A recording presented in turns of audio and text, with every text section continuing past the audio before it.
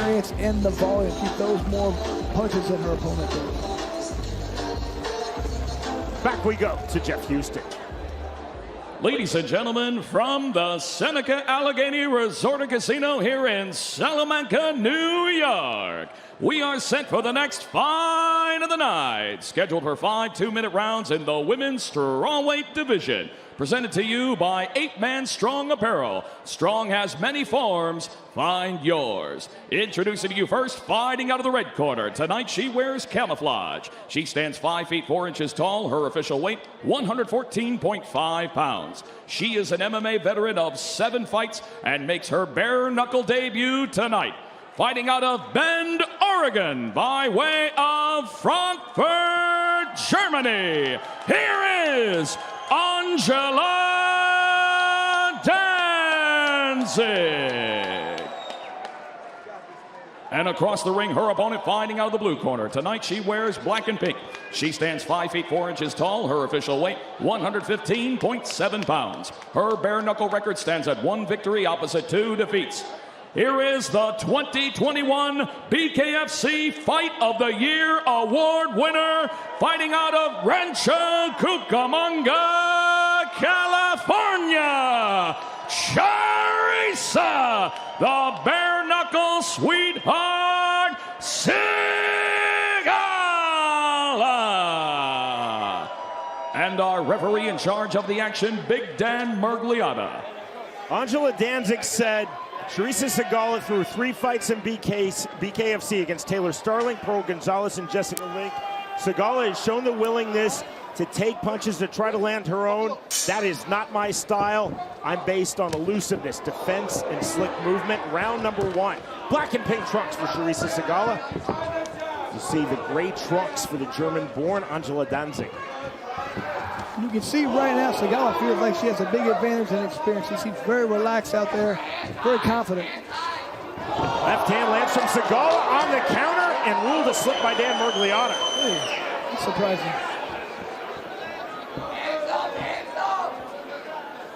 See the head movement, the in and out from Danzig. Overhand right misses from Sigala. Sigala definitely does her best work when she comes forward. She doesn't want to sit back and counter. She wants to come forward. Sigala loading up that right hand. Much more open, loose striking guard for Angela Danzig. 65 seconds remaining, round number 1. Danzig off the jab. Danzig, you can see, has her hands low right there. Feels very confident. Sigala hands up. The body. Rangefinder jab from Charisa Sigala. Now to the body, then to the head. That was clever with the right hand. And that's what I like it when Sigala does. 2 jabs and comes to that right hand to the body or upstairs. Left to the body.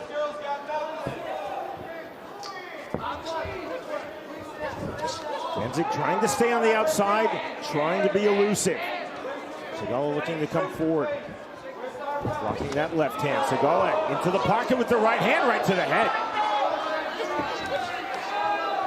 Danzig said she didn't want to focus on some uppercuts. She knew her opponent comes in with her head down sometimes. Hasn't been able to throw that in here yet.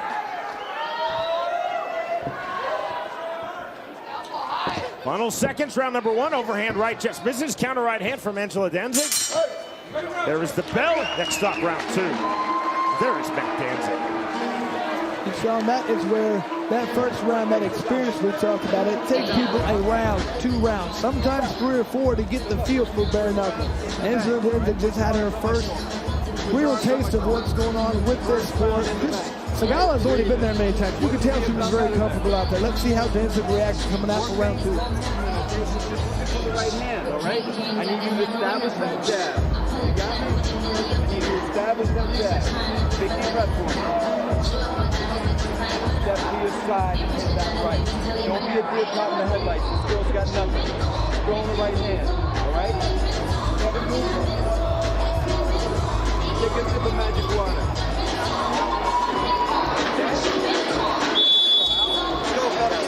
And of course, you expect nothing less from Matt Danzig, giving him some fantastic advice for his wife right there. Establish that jab.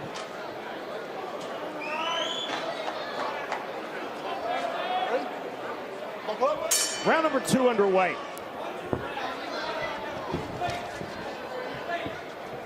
Sigala really felt that her 3-fight bare knuckle experience would be a major advantage for her. It's definitely a learning curve. Chris, you talked about it when you made your bare knuckle debut in England. Absolutely. I don't care how many MMA fights you've had, kickboxing, boxing, with no gloves, you just feel weird out there. I always say you feel kind of naked out there. It doesn't feel right for a minute. It takes you a few rounds to get the feel for it. Danzig off the jab. Sigala again looking for the entry right to the body on the 3-punch combination. We haven't seen any clinches yet. Kind of surprises me. Good right hand. Sigala landing that cleanly. 70 seconds remaining, round 2. Danzig still really looking to get her full offense going. She's throwing punches, she's throwing jabs, but she's not stepping forward with them. There's no way she's going to land them unless she's committing to the punch.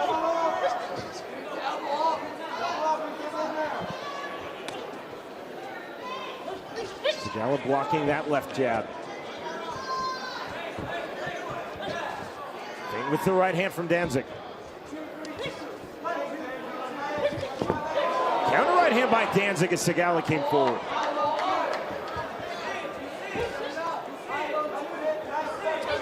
30 seconds remaining, round 2. Overhand right lands from Danzig partially. Once again, I'd like to see Danzig throw a few more uppercuts as her opponent comes in at her. Sigala trying to turn up the temperature, closing stages of round 2. Off the jab. You can really tell that Sigala, this being her 4th fight, very much so feeling comfortable out here. Swelling under the left eye on the face of Angela Danzig. Now his face looks relatively clean as we have 2 rounds. That swelling was a mouse that is just popped. Luckily, it was underneath the eye. If it pops, it's not that big of a deal. People don't like the blood sometimes, but usually the only real problem is if it gets in your eye, that affects your vision and you get hit more. That's the main problem. So unless it's something very drastic, they're not going to do much about stopping the fight if it's underneath the eye.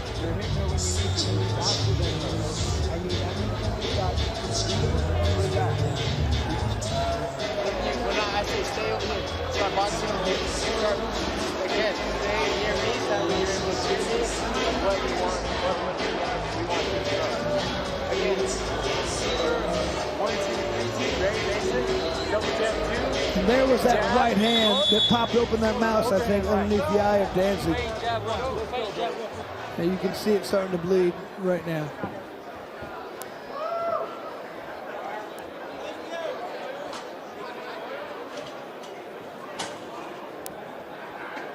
Fourth fight in BKFC for Charisa Sigala. Her first at 115 pounds, dropping from 125.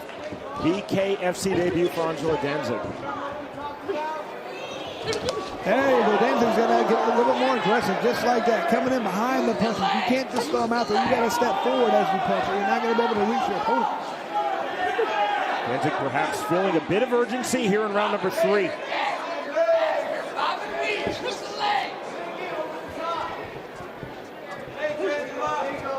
It's higher and tighter for Angela Danzig than we saw in the first 2 rounds, especially in round number 1. She was much more open with her striking guard. I think people learn pretty quick. That's not the way to be in this sport. If you get hit once, you're going to be cut open. That was a big jab. Another big jab lands from Charisa Sigala. On the counter, and down goes Charisa Sigala. First knockdown of this fight. And it was right when Sigala was starting to get comfortable coming forward. She was landing some good punches. She ate a punch from Danzig. Exhale from Angela Danzig. She resets center circle after recording that knockdown. Left hook from Danzig. Sigala with the right hand. Both fighters turning up the temperature here in round number 3. Right hand followed by the left from Sigala. 40 seconds to go in the 3rd round. Sigala cut just above her nose. You see on her forehead. Trail of blood. Stiff left jab from Sigala.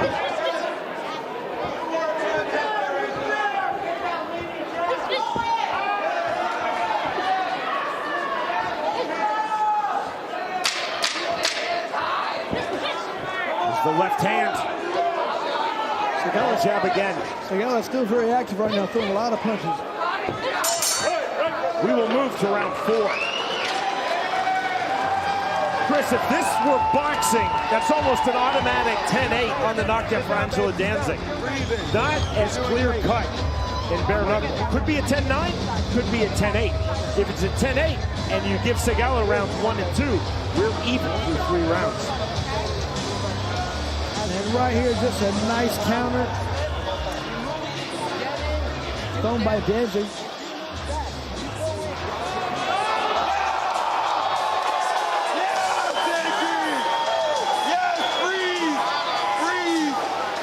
Look at that, good constant coaching right now. Breathe. Once it's fighting to relax. Once you're the hardest, all that energy right there. If you get too excited, if you start yelling, ranting and raving, getting the moment, you're not going to be ready when the fight comes back. Get up with your right hand. When we're next with you, Friday, April 8th, for Bare Knuckle Fighting Championship in Wichita, Kansas, we will have open scoring courtesy of the Kansas Athletic Commission and Adam Rohrbach. We can only guess. I'm guessing it's 28-28 right now, Chris. I'd have to think you're right, but like you said, no idea.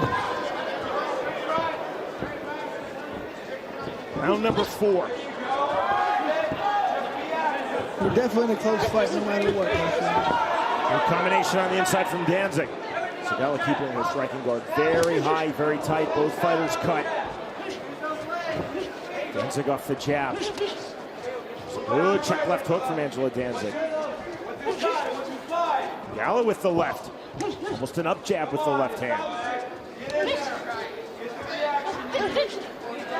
Sigala under 1-2. Looking very good with the 1-2. I like to see it. There's where she does her best work, does Sigala with that double jab right hand. Keeping her hands nice, high and tight right now. Charisa Sigala holding the center circle, holding center of the ring. And on the long jab. 60 seconds remaining, round 4. Very even fight.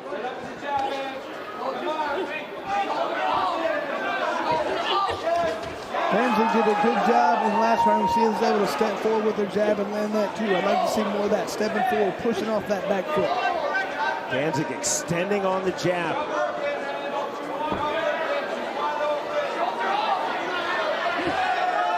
Danzig now feinting with the jab. There's the right hand, counter right hand from Charisa Sigala. Sigala on the right hand entry. Danzig looking to counter. Left hand. We thought this would be a really close competitive fight. It's a really close competitive fight. John, is it ever? There's the right hand. Didn't fully turn over though from Sigala, still landing. Jab from Danzig. We move to the 5th and final round. And Sean, once again, open scoring makes it much easier so you can know how you want to proceed with this fight. How to make adjustments in the middle of the fight. If you're losing the first 2 rounds, you understand this is what I have to do. I'm not real sure what the score is right now, but it'd be nice to know if you have to win this last round, how you have to win. Do you have to win by knockout or can you win by decision? Either way, it makes it interesting. I'd like to see that.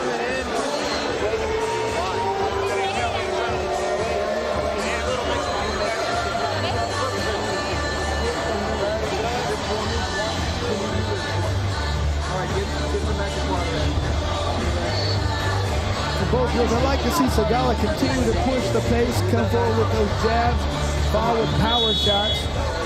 Into Danzig, I want to see her push forward too. When they're just standing right in front of each other, whoever gets off first tends to land the better punches. So push off with that back foot, double jab, right hand, and so forth. Just that 1-2 with that overhand right looks very good from Danzig. First up to scratch, we'll start the 5th and final round. Charisa Sigala now joined in this scratch line by Angela Danzig. To the 5th and final round we go.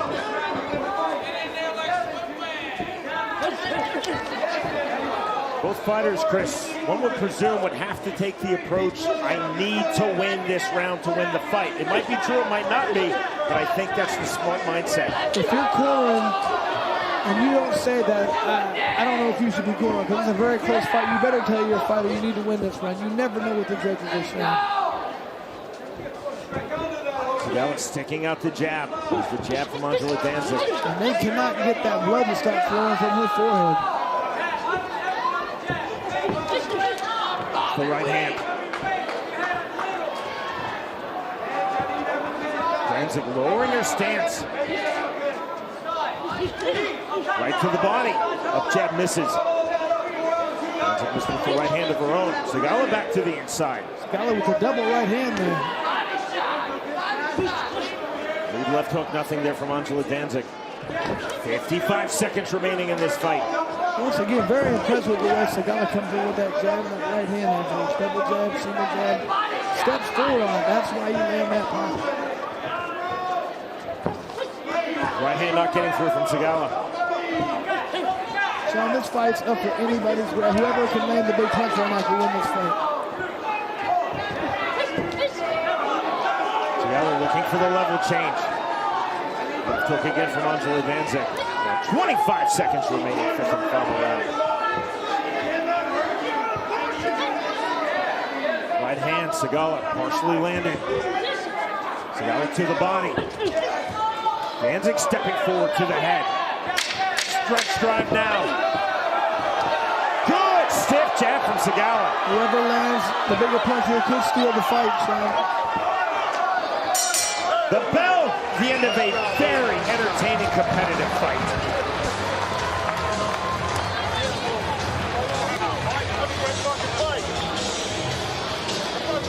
This could be a close one. I wouldn't be surprised with some kind of a split decision, majority draw, or something strange.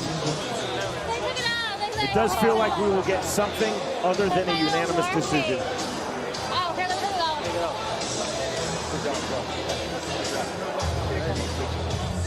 Three judges assigned by the Seneca Nation Athletic Commission. They have turned in their scorecards, and those scorecards now being tallied at the commission table.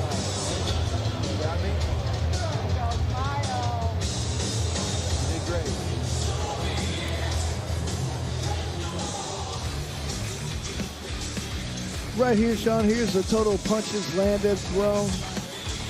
Sigala threw about 60 more punches, landed fairly similar percentage, a little bit less. Outlander Danzig by 5 punches right there. It's going to be a hard one to judge. Maybe the activity right there, Sigala might be a key, but she did get knocked down at the same time. So will that knockdown come into play? Low knockdown on this fight. Scored by Angela Danzig in round number 3.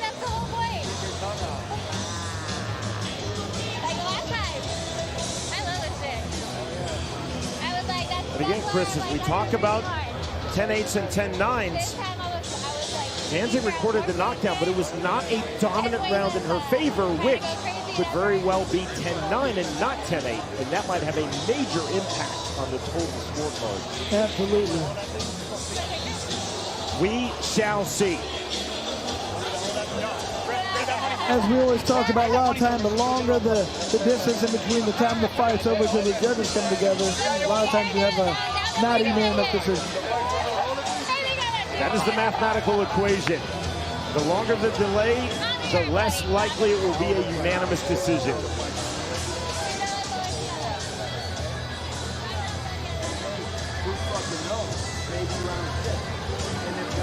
Mac Danzig still talking with his wife and his fighter, Angela.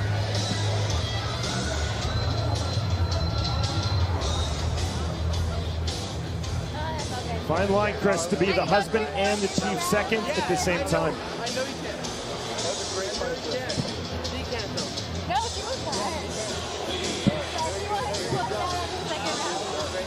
Still to come tonight, the United States and BKFC debut of the fighter who has been dominant in the bare knuckles scene of the United Kingdom from Birmingham, England. Connor Tierney will face Jeremiah Riggs at 175 pounds. And our main event for the BKFC intra bantamweight title, Jared Grant versus Anthony Reddick.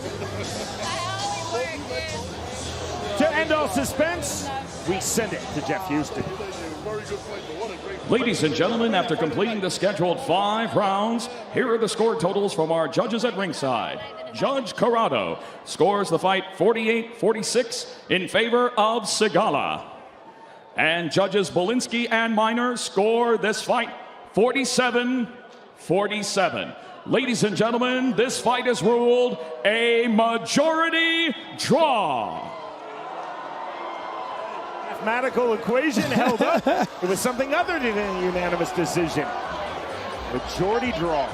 Not surprising right there with the knockdown. It makes a lot of sense. Both ladies fought very well, so look forward to seeing both of them fight again for us. The world's most exciting combat sport, Bare Knuckle Fighting Championship presents BKFC 29, live on Saturday night, September 10th. In the main event, the inaugural women's strawweight world title is up for grabs as BKFC vet Britain Hart fights the Bare Knuckle sweetheart, Charisa Sigala. In the co-main event, combat sports legend Joe Diesel Riggs clashes with rising star Josh D-Day Dyer. Watch it live on the BKFC app. Download it at bkfc.com. Welcome to the new BKFC app. Watch every live Bare Knuckle Fighting Championship pay-per-view event for only $4.99 per month. Enjoy our all-new library of content, including unlimited access to the full library of BKFC pay-per-views, behind-the-scenes access, exclusive BKFC original series, and additional live bare knuckle fights from around the globe. You can access it anywhere you want, anytime you want, instantly on most streaming devices. It's all available right now on the new BKFC app, all here for only $4.99 a month. Knuckle up with the new BKFC app, still only $4.99 a month. We have reached our main event of the evening. Paige VanZant versus Britain Hart. Our tale of the tape is presented by Tiger Life Energy Drink. Main thing going on right here is Britain Hart does have a 2-inch reach advantage, which he's going to try and utilize. Stay on the outside, throw a lot of straight punches, 1-2s right down the pipe. Make Paige Van come inside where she can hit her and cut her over.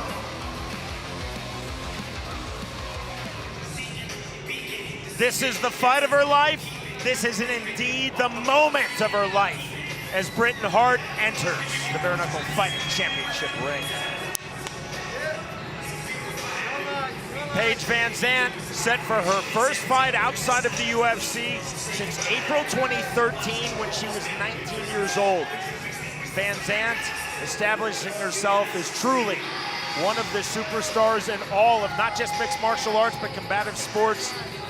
Over 9 fights in the Ultimate Fighting Championship. VanZant coming to Bare Knuckle Fighting Championship, saying that in camp she has worked exclusively on her boxing. She feels she's more technical and a better positional striker than at any time in her life. Well, I'm glad she went and worked on that because that's the most important thing right now. Before, when she was in the UFC, she'd have to work on her stand-up. She'd have to work on her Muay Thai, her wrestling, her clinch. She'd have to work on all these things. Now she's able to focus 100% on her boxing. So this should be the best Paige VanZant we've seen thus far.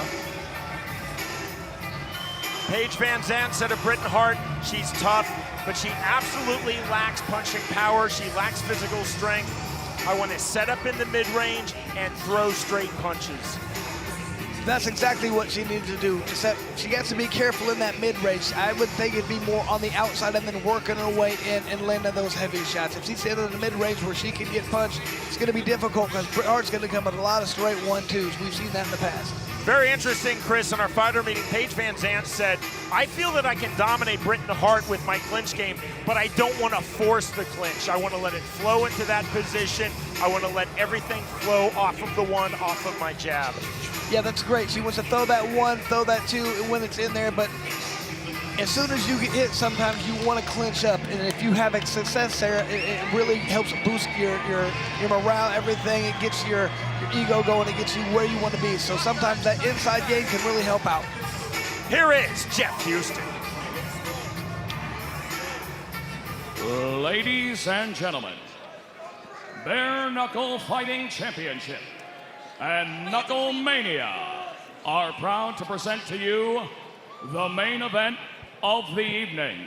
scheduled for 5 2-minute rounds in the bare knuckle 125-pound women's division. Presented to you by Tiger Life, the cleaner energy drink. Sanctioned by the Florida State Boxing Commission.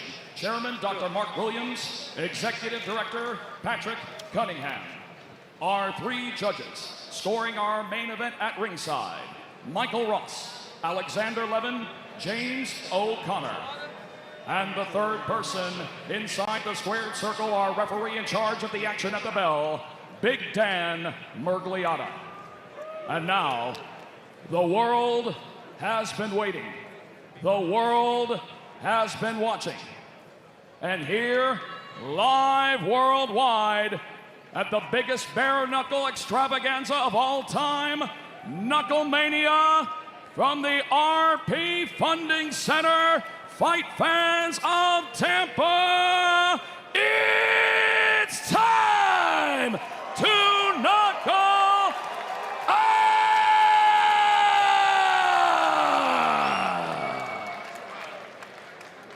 Introducing to you first, fighting out of the red corner. Tonight, she wears black and orange. Her official weight, 124.4 pounds.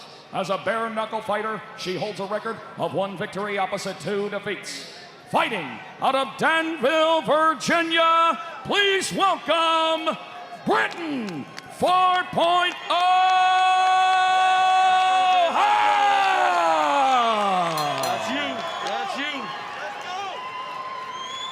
And across the ring, her opponent fighting out of the blue corner. Tonight, she wears black and pink.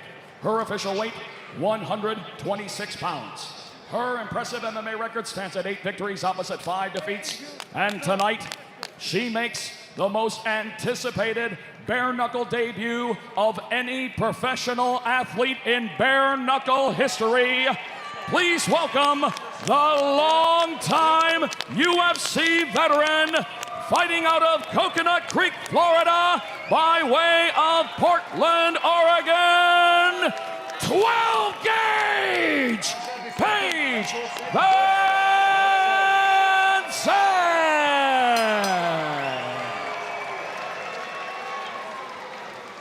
Go this way.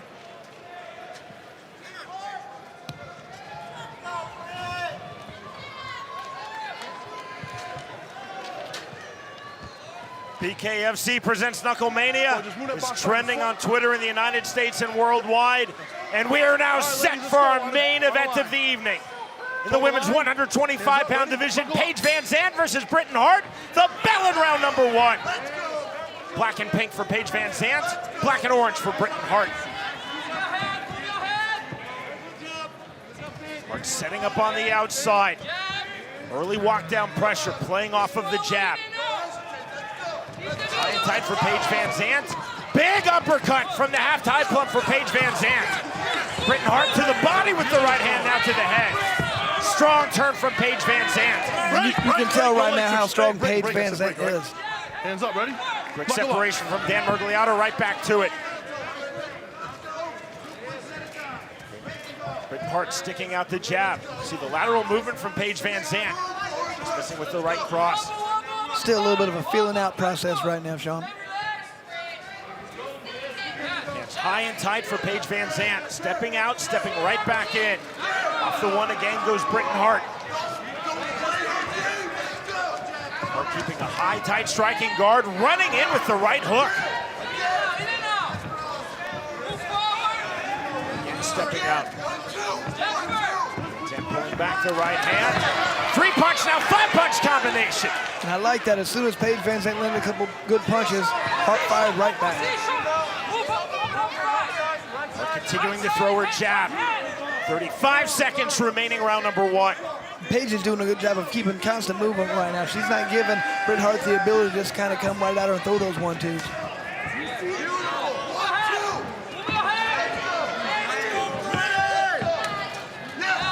1-2 misses. The 2 was to the body for Britain Hart. Definitely eluding that punch. Britain Hart said she would not be intimidated. She does not look intimidated at all. Stepping in goes Britain Hart. The right hand lands in the pocket. VanZant now stepping in, another right hand, the left jab just before the bell from Britain Hart. And we move to round 2. And that was the best exchange we've seen, I think, right now. Both people know what it feels like to get hit by the other person. Hey, water, beautiful work. Beautiful work, okay? That was nice. Nice little drink there. Hey, nice work at the end. Nice distance control. I saw the uppercut land when she clinched. She worked the body real nice. Okay? Beautiful. How you doing? Paige, you don't need to move too much backwards, okay? She's giving you the opportunity to stay there, Just reset and keep it busy, okay? The jab is working, the left hook is working, the clinch is working, everything's working. Just make sure you're gonna punch. And this is right at the very end when they start throwing punches, landing a little bit. Like I said, that was the most that they were able to taste each other's power, and they should see how this goes the next round because of it. Total line, ready? Paige VanZant first up to the scratch line, round number 2. I think they're going to open up a little bit more now that they've felt each other's power. They know, okay, I can deal with this. Using the rangefinder jab, right hand lands from Paige VanZant, right back out. Overhand right again from Paige VanZant. Hart going right back to the jab. Long and straight is the jab of Britain Hart. She's utilizing that reach advantage she has. She has a few inches. She's trying to do what she can to stay on the outside and land those long jabs. Straight 1-2 from Britain Hart. She's in stalk mode right now. She's just following Paige VanZant. Stalking indeed and cutting off the ring is Britain Hart. Lateral movement from Paige VanZant. Good left hook from VanZant. That landed flush. Hart right back to the jab. 70 seconds remaining, round number 2. Hart to the body. Half tie plum held by Paige VanZant. This is where she feels she will really dominate in this fight. You know, but not so much. She grabbed the tie plum right there, but it's Britain Hart who's throwing the body punches right now. Those are big shots landing to the body from Britain Hart. Paige is just holding on right now. She's got to learn how to use those punches in there. Active clinch, that's why Dan Mergliata is allowing it. Now the inactivity, the quick break, right back to it with 40 seconds remaining, round number 2. Extremely even in our main event thus far between Paige VanZant and Britain Hart. Right cross from VanZant. And I know we've talked about this before. This being her first fight, sometimes it takes you a minute to get your legs out of there. It takes a minute for your eyes to see what's really going on. That right hand landed from Hart. Very nicely.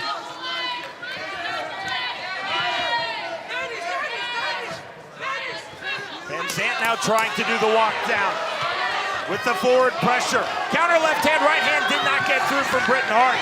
That left hand did.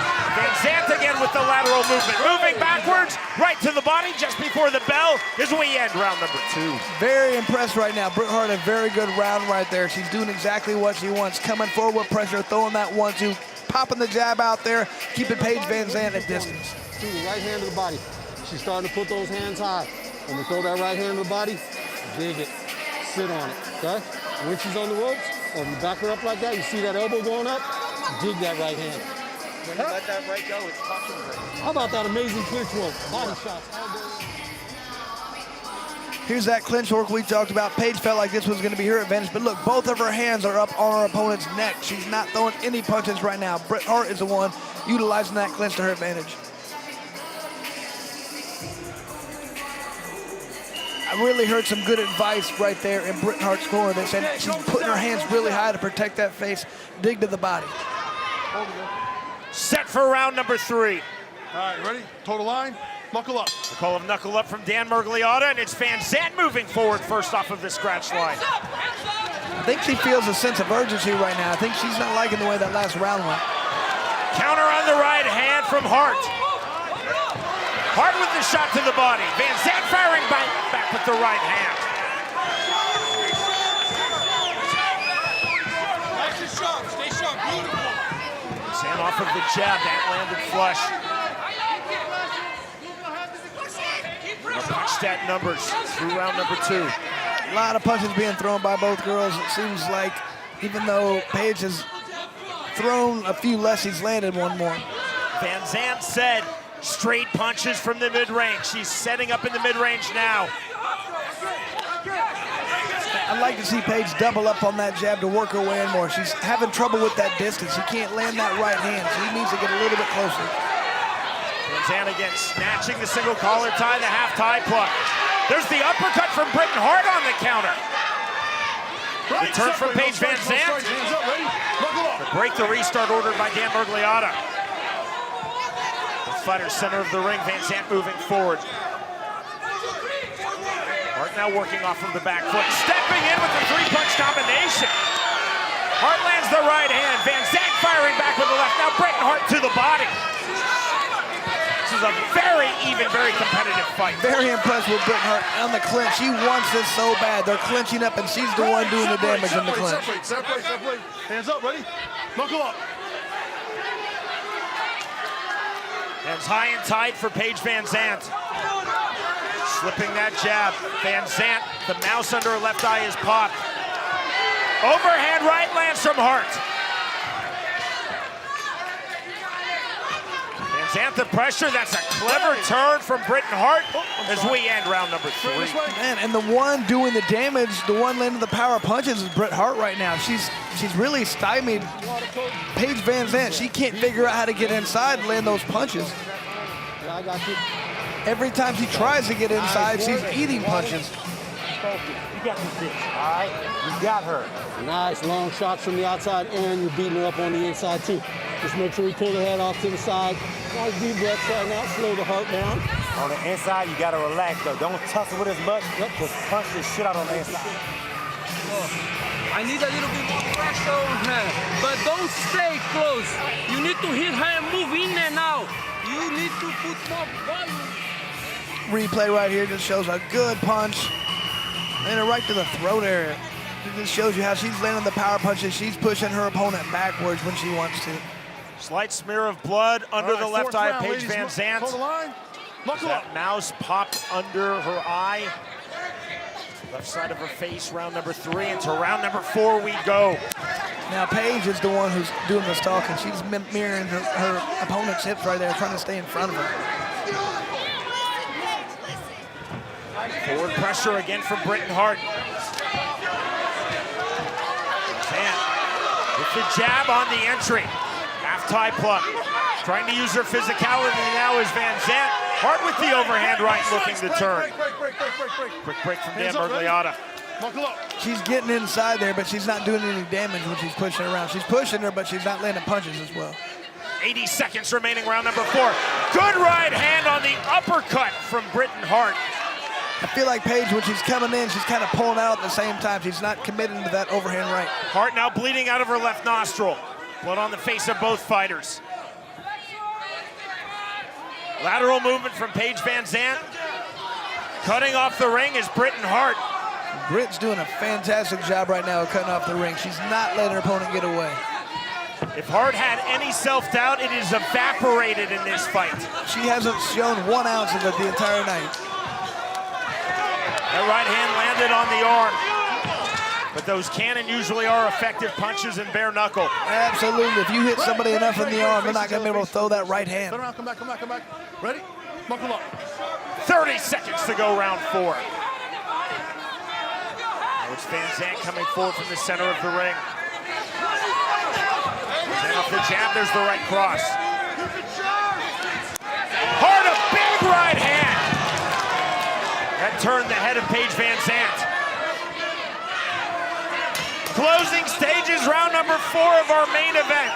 Fantastic job of keeping her right at the end of those punches. Paige VanZant versus Britain Hart, and we will move to the 5th and final round.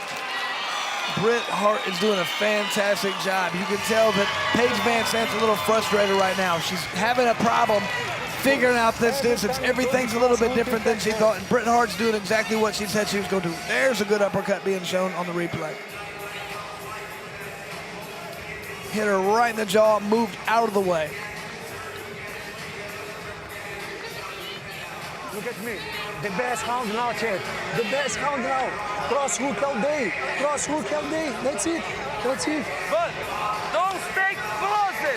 Stay in your distance. Push forward. Don't be grabbed at her. Stay a little bit far. Use your distance, okay? Tying up real tight on the inside. They're breaking you guys. Give us 2 minutes, Britain. 2 minutes. If you can land the double jab, shoot it hard. Shoot it hard. That round right there, 22 punches thrown for Paige, 21 for Hart. The problem is Hart's landing at a little higher rate. Fifth and final round of our main event. It's Hart first off the scratch line, working the jab, setting the range. I mean, Paige really has to have a sense of urgency right now. Come in and try and do something to change the pace of this fight. Right hand landing from Britain Hart over the top. Again, you see the stalking forward pressure from Hart and the lateral movement from Paige VanZant. I mean, Paige needs to come in if she wants to try and win this fight. She can't just continue to stay on the outside. The person doing the damage seems to be Britain Hart. Left hand on the entry, right hand on the exit. That was effective for VanZant. But I mean, look at the tenacity right now of Britain Hart. Every time she gets hit, every time you think Paige might be able to mount some kind of a comeback, she can't. Tenacity indeed, and it's Hart continually throughout this fight as she's doing here, throwing to the body, bombing to the body of VanZant as VanZant holds the half tie plug. And she's just pushing her backwards. We kept talking about Paige being the stronger person. It does not appear that way. Hand. Now the uppercut from Paige VanZant, an eruption from this sold-out Tampa, Florida crowd. Ready, back up, back up. Stretch drive now of our main event. 40 seconds remaining. VanZant most definitely sensing the urgency. Big right hand and the left from Paige VanZant. Now the uppercut, the right hand, the left hand. Her best sequence of this fight. That's Blood exactly all over what the she needs face to of keep Britain doing. Hart. Good comeback right there from Britain Hart.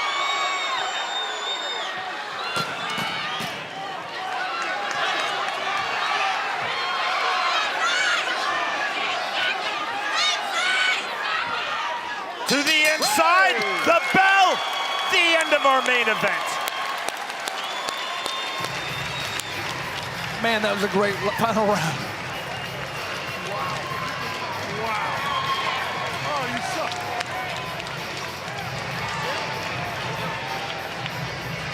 Very good fight right there. Very entertaining. Both girls did a lot of positive things right there. You could tell at the end, I think Britt hurt her jaw, hurt her mouth. She kind of didn't seem to be acting right towards the very end of that fight because she took a lot of punishment in that last round.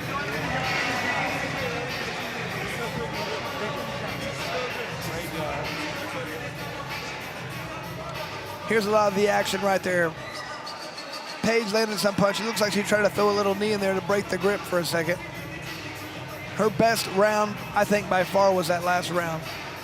She finally started opening up. She finally found the distance, landed on the inside just like she thought she could do the entire time.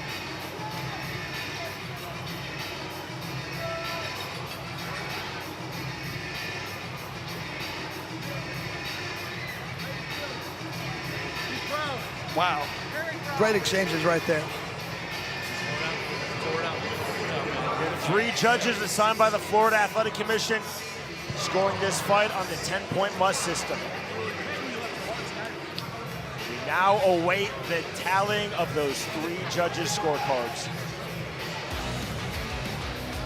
Final punches we have right here. These are the power punches right now. Both about 150. Paige landed 61. Britain Hart landed 56. Paige landed a few more body shots. That's kind of surprising to me. I would not have thought those were the numbers from watching the fight. Chris, judges do not count punches. They're looking for effective strikes to legal targets. 100%. This is, once again, another tough fight to judge. I would not like to be the judges anytime tonight, especially in this fight right here.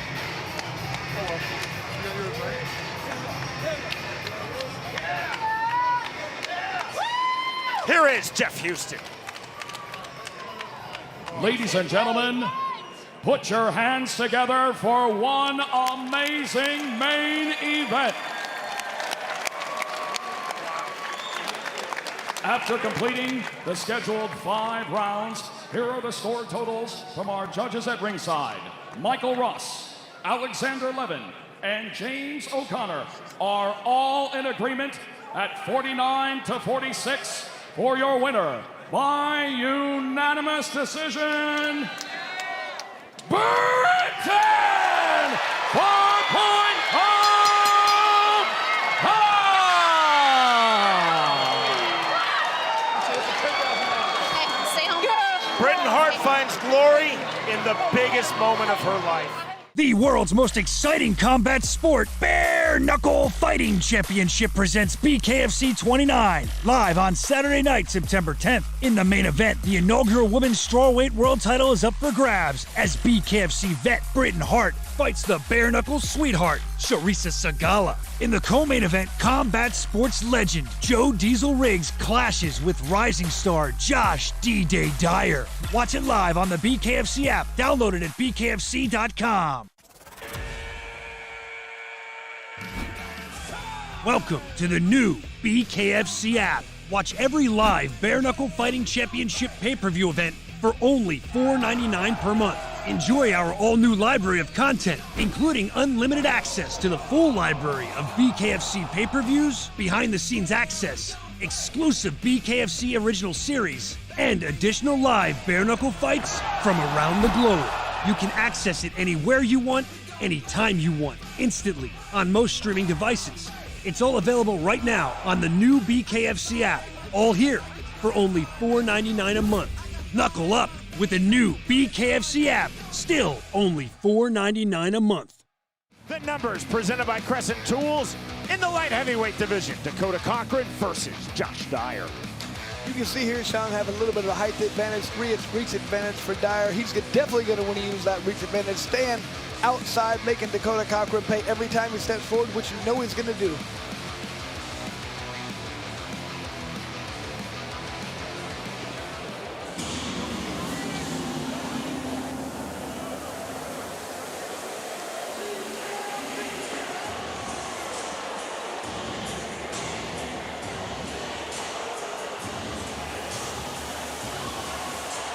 Josh Dyer, 2-1 overall in bare knuckle, veteran of 8 pro MMA fights. So in a combined 11 pro combat sports bouts, win or lose, Dyer has gone the distance just twice. Gotta like that percentage right there. He doesn't want this to be any different. He feels like this fight, he learned something. He has to be 100% mentally ready when he comes in. He feels like he's ready this time, wants to come in throwing combos, increase his output right there. Says he doesn't want to stay in the center, doesn't want to be right there in front of his opponent, wants to be unorthodox and moving side to side. Movement was the key in our fighter meeting from Josh Dyer. He said, I have worked very hard to vastly overhaul my movement. He said, you have never seen me move like this before. I've completely reinvented my movement. I will keep attacking on angles. Angles, he said he will stay off the ropes too. He cannot be there if he wants to win this. Get out of the clinch. He said every time there's a slip, gets out of the way, he wants to come back firing up with punches.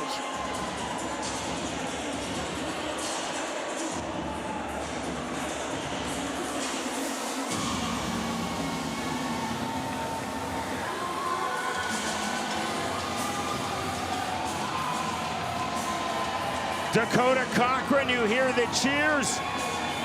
Another massive fighting star here in his home city, Omaha, Nebraska. 3-1 overall in bare knuckle, 34 wins in his outstanding pro MMA career.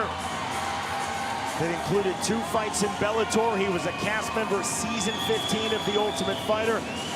Cochrane told us, Chris, as always, bare knuckle MMA, I have to be the constant and continual aggressor. I'm going to use good footwork to continually explode in, right back out, right back in again. Wants to fight when and where he decides, especially early.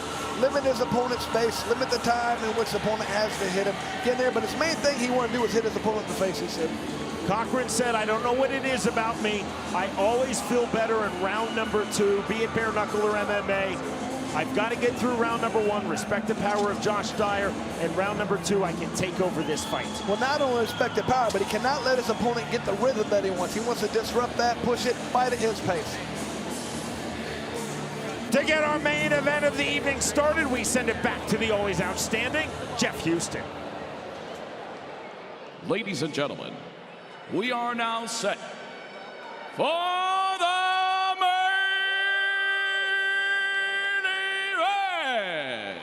scheduled for 5 2-minute rounds in the light heavyweight division. Presented to you by Onnit Total Human Optimization. Sanctioned by the Nebraska Athletic Commission, Executive Director Aaron Hendry. The 3 judges scoring our main event: Mike Contreras, Jeff Sinnott, Kevin Champion. And the third man inside the squared circle, our referee in charge of the action at the bell, Big Dan Mergliata. And now, with our bare knuckle fight fans watching live worldwide on Bare Knuckle TV from the Liberty First Credit Union Arena, fight fans of Omaha, it's time to knuckle up!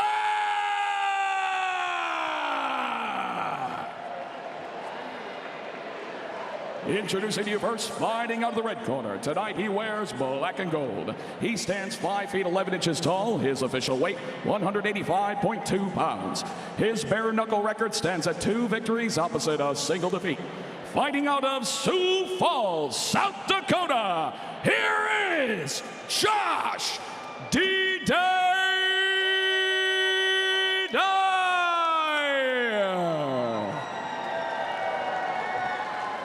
And across the ring, his opponent fighting out of the blue corner. Tonight he wears black. He stands 5 feet 11 inches tall. His official weight, 184.6 pounds. His bare knuckle record stands at 3 victories opposite a single defeat. Ladies and gentlemen, fighting out of Omaha, Nebraska, here is Dakota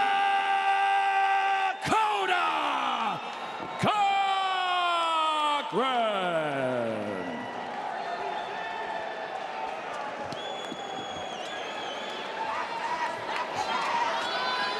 Josh Dyer told us, I'm going to throw combos 5 to 10 punches. Dakota Cochrane said, I have to take away time and space from Dyer quickly. Round number 1, black trunks for Dakota Cochrane, black and gold trunks for Josh Dyer. There's that heavy movement Dyer talked about. Doesn't want to stay in the same place at all. He's doing that so far. Check left hook on the entry from Cochrane. Cochrane hands high, looking to come to the inside. Left hand misses from Dyer. True to his word, Dyer's completely reinvented his movement. Sean, the thing I know is when you have that movement, it's easy to do, but sometimes it's hard to find your offense from that. You're focused so much on defense, it's hard to get your offense going.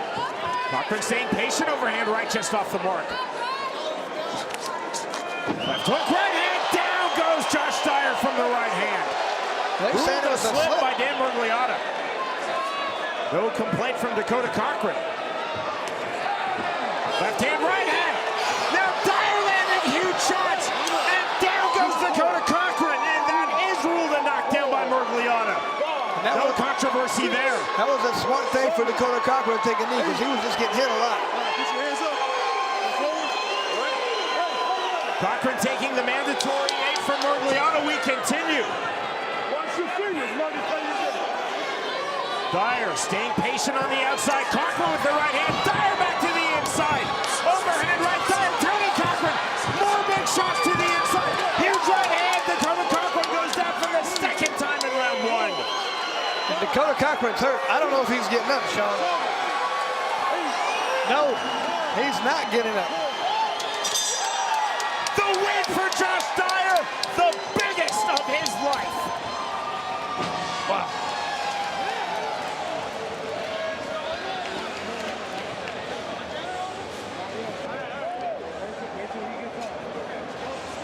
A truly phenomenal win for Josh Dyer against a truly phenomenal and accomplished combat sports athlete in Dakota Cochrane. Dyer told us it was all about the movement. The movement produced 2 knockdowns through to the first round KO.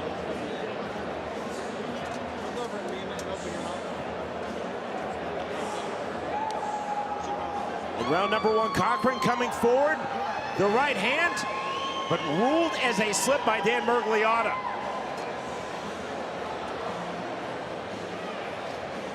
After the reset, Cochrane with the left hand, counter right hand, spinning Dakota Cochrane 180 degrees. That's fair play on the turn by Josh Dyer.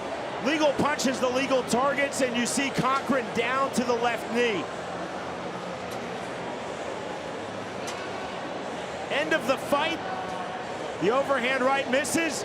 The turn again by Cochrane into the power right hand, relentless from Josh Dyer, and that's the end of the fight. The count of 10 reached by Dan Mergliotta. An elation and victory for Josh Dyer.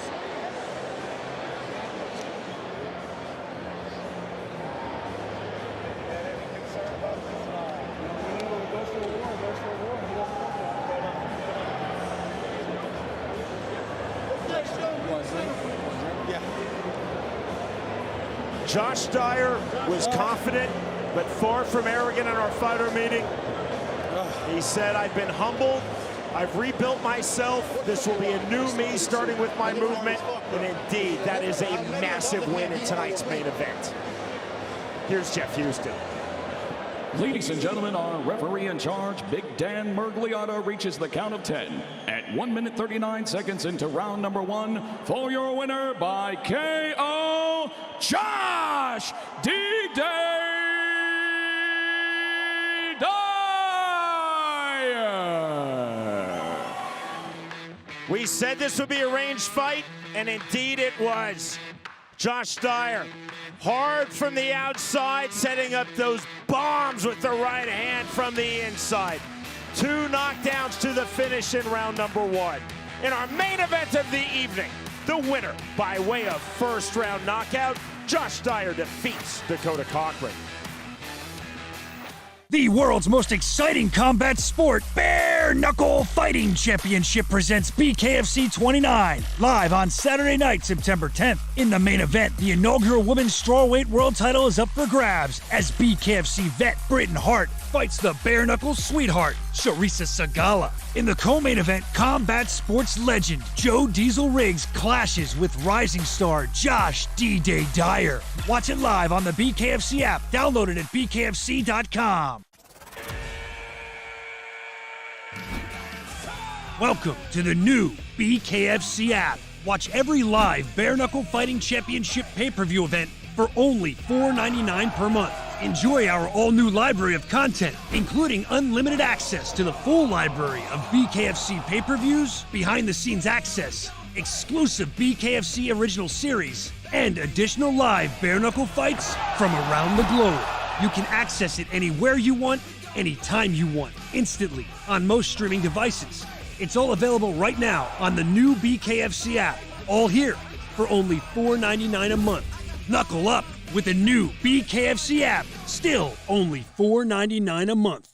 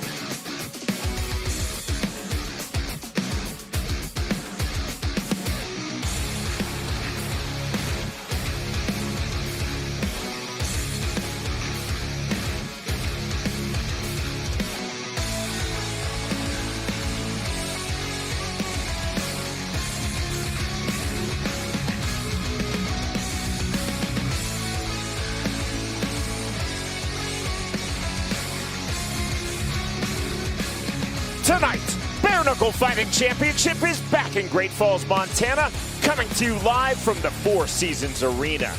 It's BKFC 29, and we will open with 3 preliminary bouts. Then at the top of the hour, our main card will begin live on the BKFC app. Our co-main event, Joe Riggs versus Josh Dyer, Sept for the light heavyweight division. And this evening's main event, for the BKFC inaugural Women's Strawweight Championship, Britain Hart versus Charisa Sigala. Hey everyone, with Chris Lights Out Lytle, I'm Sean Wheelock. Chris, Britain Hart, Charisa Sigala enter tonight's main event with radically different mindsets. Absolutely, Sean. Sigala wants to come in there, push the pace, wants to be a dirty, nasty, ugly fight. She's a brawler. She wants to get in there and brawl. However, Britt Hart, she's done that. Doesn't feel like she needs to do it anymore. She's technical. She's good. She wants to stay on the outside box, win this fight by not getting hit. So totally different styles. Whoever can implement their game plan probably going to win. 11 fights in total tonight on this stacked BKFC 29 card. Chris, you have the fight odds. Here we go, Sean. A lot of good fights, a lot of big money to be made for people. I see a lot of good fights. The two that I like the most right there, Jordan Christensen, a -160. I feel like he's a great chance to win. And Leo Berser, very heavy hitter right here. Lost his last fight, so he's very excited to get in the winning column again. So I think those are our 2 best fights to bet on. Make some money, people. The rules of Bare Knuckle Fighting Championship: all bouts are scheduled for 5 2-minute rounds and are scored by 3 judges on the 10-point must system. Punching in the active clinch is allowed. There is no 3 knockdown rule. All kicks, knees, and elbows are illegal, as are all takedowns and submissions. We will open tonight with a bout in the featherweight division. Dakota High Pine versus Coda Greenwood. Our tale of the tape is presented by Crescent Tools. You can see here Dakota High Pine has a 4.5-inch reach advantage, which can be very effective right here. He's going to utilize that, make sure Coda Greenwood pays every time he steps forward to land those punches. High Pine needs to be popping that jab and throwing that too to keep him at bay.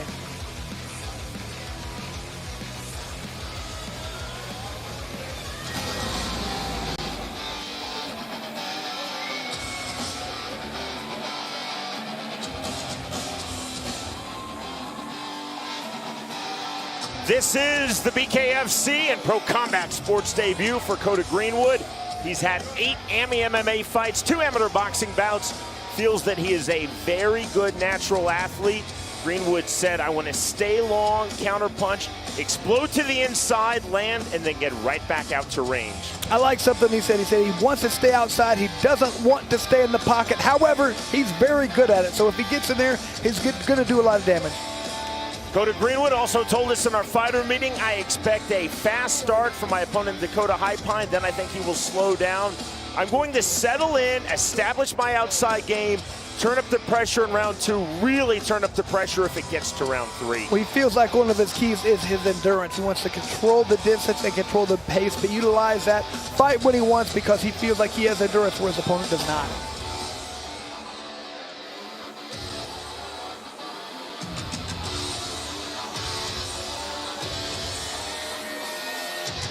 This is the BKFC and Pro Combat Sports debut for Dakota High Pine.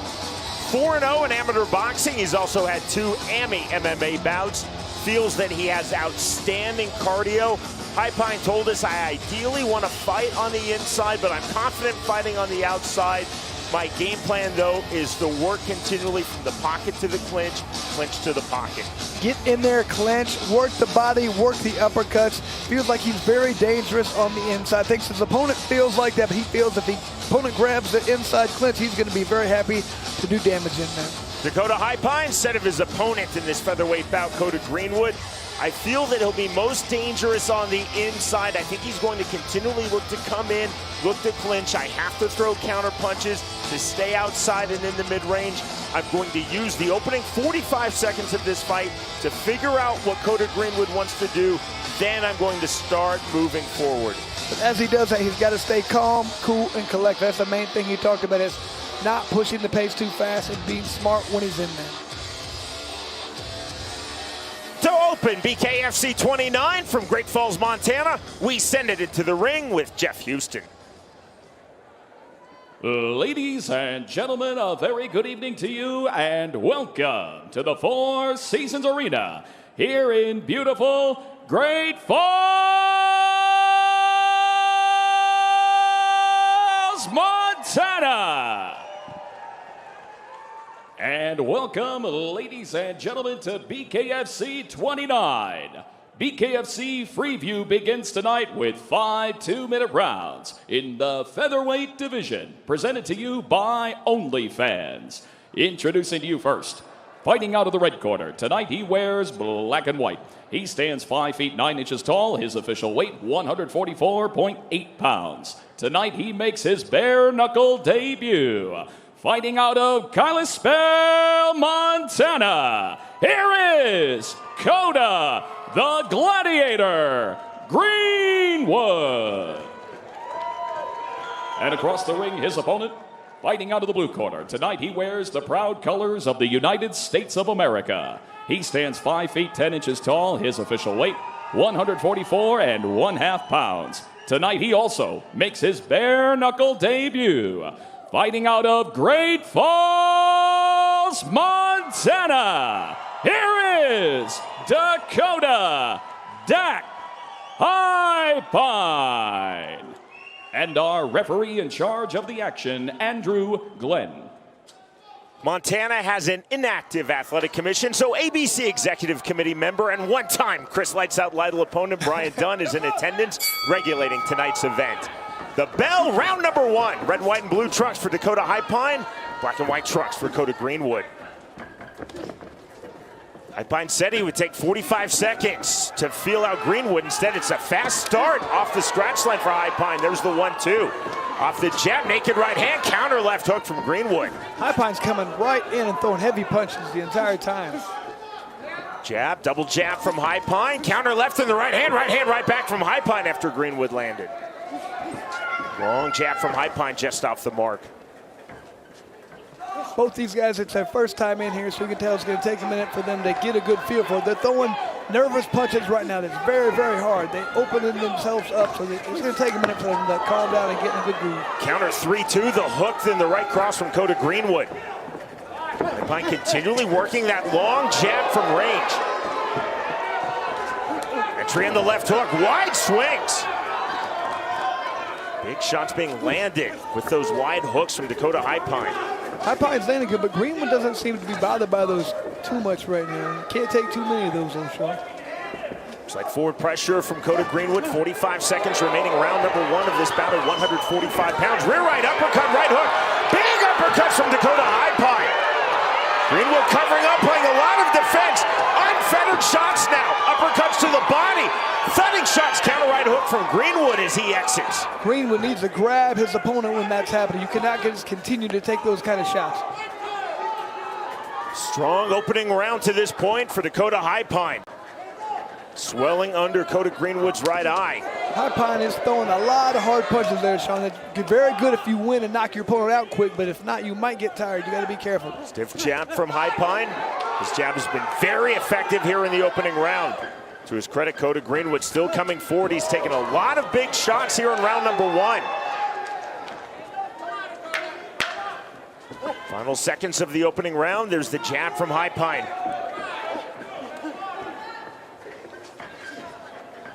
I think we're a bit past 2 minutes, Chris. Now there's the bell. Sean, both these guys talked about being inside, grabbing the clinch a little bit, but that was the last thing on their mind. Nobody grabbed the clinch.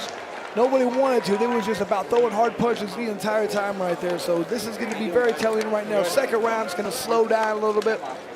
And right here, High-Pine just throwing these bombs. That was a nice punch. And here's that barrage. He was all over his opponent right here. Greenwood covered up nicely, but you cannot let your guy just barrage attack you like that. You have to either fire back or grab him and tie up right there. You cannot continue to take those kind of punches. We happily have real-time scoring this evening, so the fighters, their corners, and all of us will know the actual 3 judges' official scorecards round by round. Liking it, Sean. We're getting it more and more. The live scoring lets everybody know exactly what's happening.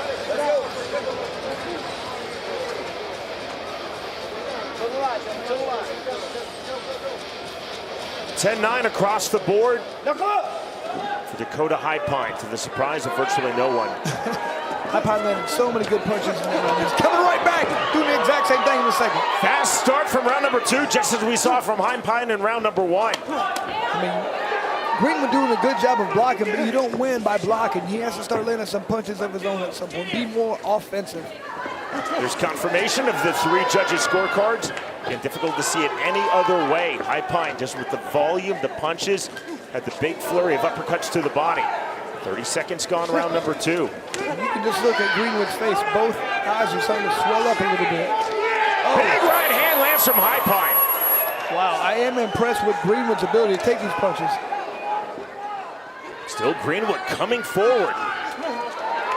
Greenwood did say he would turn up the pressure more in round number 2 and really turn up the pressure if it got to round 3. Right now the pressure being applied continually by Dakota High Pine, again off the jab. There's another jab from High Pine on cue. Dakota High Pine keeping his hands really not even in the best spot, but he's getting off first, so it doesn't matter where your hands are if you're not having to block. Big right hand on the counter, that lands from Dakota Greenwood. It's his most significant punch landed of this fight. That's what happens when you open yourself up. You throw these wild punches, you're open for the count, and that's exactly what happened right there. Jab right back from High Pine. 35 seconds remaining, round number 2.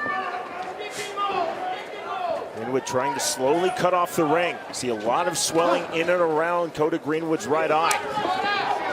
Counter right hand, double right hand. That was slick. Rear right hook and then into the right cross. Greenwood coming forward again, closing stages, round number 2. Greenwood doing a good job of putting that pressure on. He's always right in the good range, but he's not getting off first. That's where High Pine's doing a great job. He's controlling when the fight happens typically. High Pine continuing to land with the jab, but Greenwood starting to land significant shots. And that is the end of round 2. That was definitely more even round right there. High Pine was still throwing a lot, landing a lot, but I think the most damage was done there by Greenwood, so it'll be interesting to see how they score that. And there's just a lot of, there's that barrage right there, right at the very beginning by High Pine. Into the 3rd round. There was that beautiful right hand by Greenwood, just landed flush. That's the problem. Dakota High Pine, he's keeping his hands really not up blocking his face, but he's getting off first typically, so it works. Only problem with that is when you get countered. Round 3, round 3. Once again, all 3 judges giving that round to Dakota High Pine. So it's 2 rounds to none right now. We know that. More importantly, Dakota High Pine in his corner know that. The same for Dakota Greenwood in his corner. Greenwood taking the right hand as he tried to push forward. More big uppercuts from High Pine. Big flurry now from Dakota High Pine. Greenwood sitting back on the counter right hand. Greenwood is taking a lot of punches and really, doing a great job of staying on his feet. Showing a lot of toughness, but he doesn't want to show toughness. He wants to show good offense.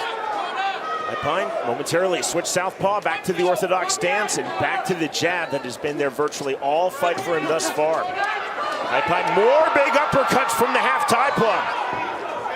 Greenwood is getting in the position. He's stalking his opponent, but he's not getting off first, and he's really not working the body at all. It's all head shots.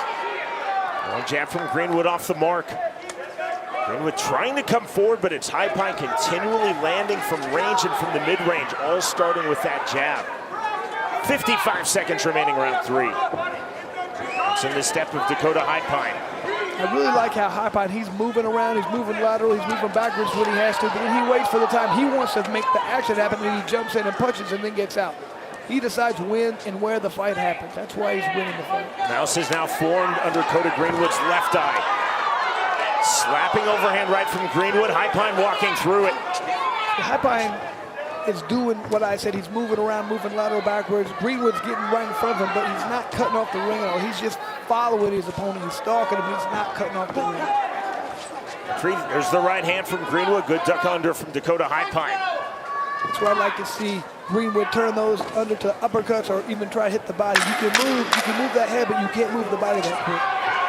Final seconds, round number 3. Again, you see the stalking pressure from Greenwood, and the counter shots back to the half-time plum, but a turnover right hand from Greenwood.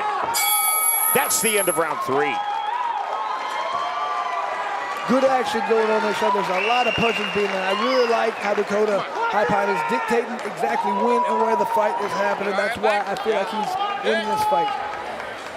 Keep your hands up. Keep your hands up. Yep. Be quick. Be first.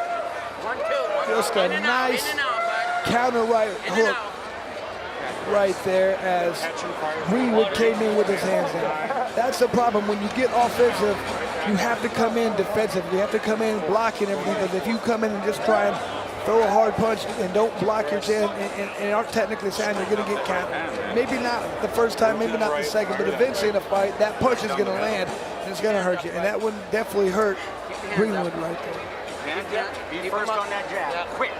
Bam, bam. Don't put out there. Don't need power.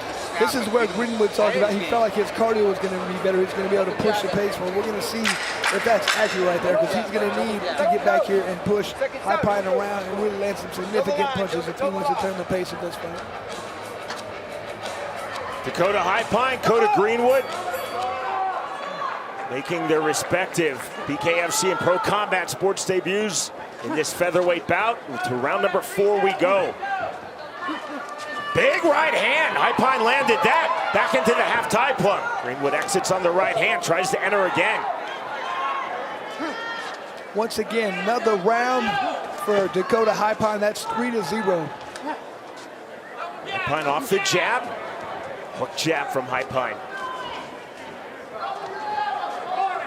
Greenwood truly knows he now has to really turn up the pressure, turn up the tempo. Either has to get a knockout or at least a knockdown. To the center circle. Double jab from High Pine. Good right hand. Jab not there from Greenwood. This is the rare fight in BKFC, Chris, where the fighter who is losing, and we know that that's not speculation with real-time scoring, down 3 rounds to none. Greenwood is leading. He's just not landing. He's getting right in a good position right here, but like I said, he's staying right in front of his opponent. High Pine decides when the fight happens. He's backing away, then he jumps in with a punch or two, and then he backs back out. Good strategy and good tactics being used by Dakota High Pine right now. High Pine looking very effective, continually throwing the jab, landing while moving laterally and backwards, just like that on cue with the jab. And High Pine has outthrown his opponent by 2-1 margin. Is really doing a good job of deciding when and where to throw the punches. Left hook lands from High Pine. This is the time right now Greenwood has to put pressure on his opponent. He cannot let him continue to move. And he's got to mirror his hips. When his opponent moves left, he's got to move left as well. He can't just follow him because it's a circular ring. He can just continue to move the whole time. Greenwood trying the flurry, misses badly with the overhand right. Rear right uppercut. High Pine just missed. That was audacious. There's the horn. That is the end of round 4. At this point, you have to think that High Pine is up 4 rounds to 0. So Greenwood, he's headhunting right now, and that's not going to work for him. He's too slow. He cannot land those big punches. So I'd like to see him turn some of those punches instead of overhands and hooks. Throw uppercuts to the body. If that lands, it might do enough damage to change the pace of the fight. If not, he's probably not going to be able to win this fight. So he needs to change it up. Unless he gets lucky and just lands a big right hand or a left hook. Big deep breath. Big. Leave it all out there, right? A lot of heart, though, has been showed right now for Dakota Greenwood. Man, he's taking a lot of hard punches. Hasn't touched the canvas yet. That's impressive. Yep. Bare Knuckle Fighting Championship fans, are you ready for the 5th and final round? Confirmation from our colleague Brian Sosha. This is the 5th and final round. Forward pressure off the scratch line from Greenwood, and immediately a barrage of punches. Then the uppercut from the half-tie plum from Dakota High Pine. Once again, it's High Pine deciding when the fight happens. Landing some good uppercuts there, too. 4 rounds to 0, just like we thought. High Pine up. Only way he can lose is if he gets knocked out or he gets knocked down 3 times. That rear right uppercut now really finding a home from the half-tie plum again. Greenwood circling out. High Pine's 2 most effective punches in this bout, in this order, have been the jab and the rear right uppercut. Just like that, threw it naked and that landed. That's beautifully timed. That's just right there where he's getting more and more comfortable out there. He sees a hole and he knows the right time. He waits for the exact perfect time and he throws that uppercut. Dakota Greenwood showing a lot of toughness and tenacity in this fight. He's taken some thudding shots to the head, to the body, there was just another like that one. right There was hand. another one, Sean. Now Greenwood moving backwards. High Pine up 4 rounds to none, knows it officially, looking for the finish here in the 5th and final round. That's the thing, Sean. A lot of people think if you're up a lot, you're just going to sit back, relax. That's not the case. Most of these fighters are here for a reason. They want to knock their opponent out. They're not. They know they're winning, just like that great punch. High Pine and Bolt coming forward. Another naked rear right uppercut. Bolo punch with the right hand.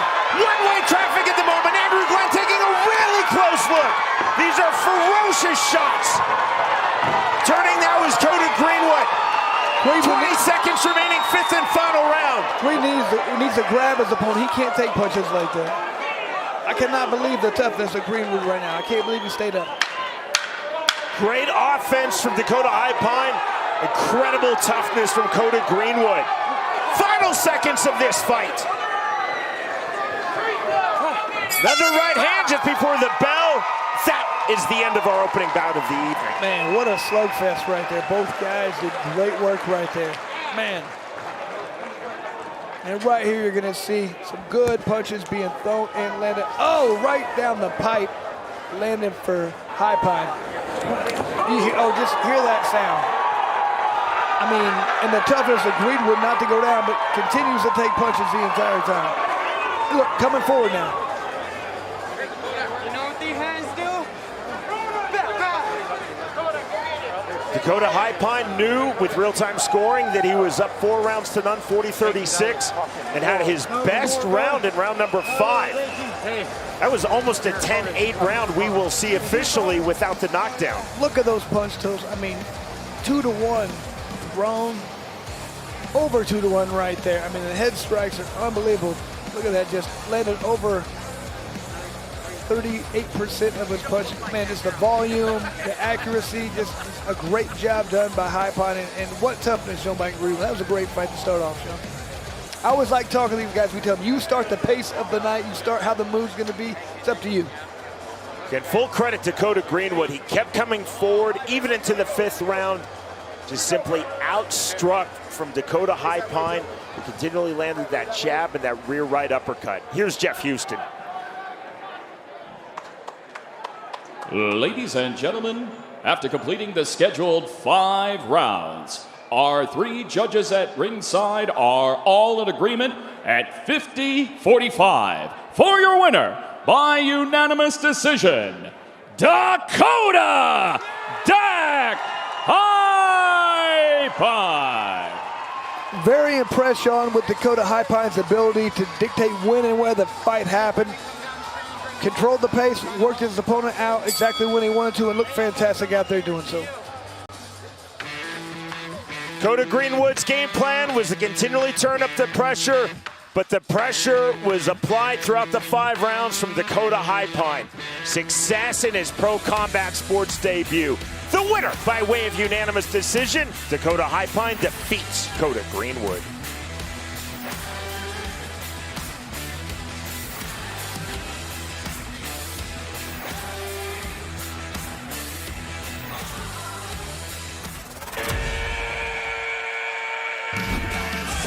Welcome to the new BKFC app. Watch every live Bare Knuckle Fighting Championship pay-per-view event for only $4.99 per month.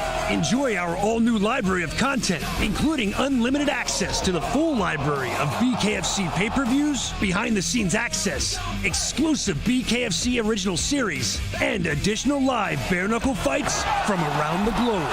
You can access it anywhere you want, anytime you want, instantly on most streaming devices. It's all available right now on the new BKFC app, all here for only $4.99 a month. Knuckle up with the new BKFC app, still only $4.99 a month.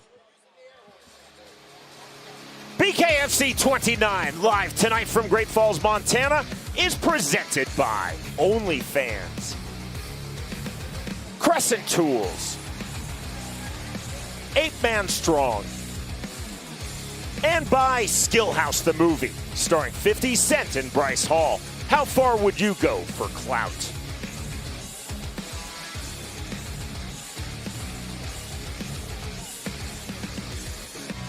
Crescent Tools presents the numbers for this bout at 155 pounds. Eric Lopez versus Manny Moreira.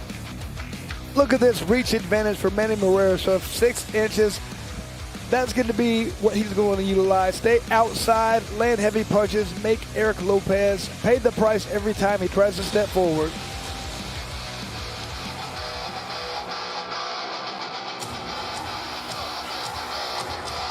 Bout number 3 in BKFC for Manny Moreira. His 5th bare knuckle bout overall. He's also had 1 pro boxing match. Moreira told us in our fighter meeting, I've always had big belief in my jab, but now I'm trying to use my jab more defensively than offensively. Use the jab defensively and then let the other punches come in my offense. Yeah, but those other punches he talks about, he wants to start using a lot more combination, and he can finish with that hard right hand. Feels like he really has worked hard to improve that footwork to get him in position to make those work. There is huge mutual respect, a real friendship between Manny Moreira and Eric Lopez. Moreira said, I know that Lopez can take big punches. I have to avoid the clinch. If I can get him into the 4th and 5th round, that's when I'm at my best. That's when I will take control of this fight.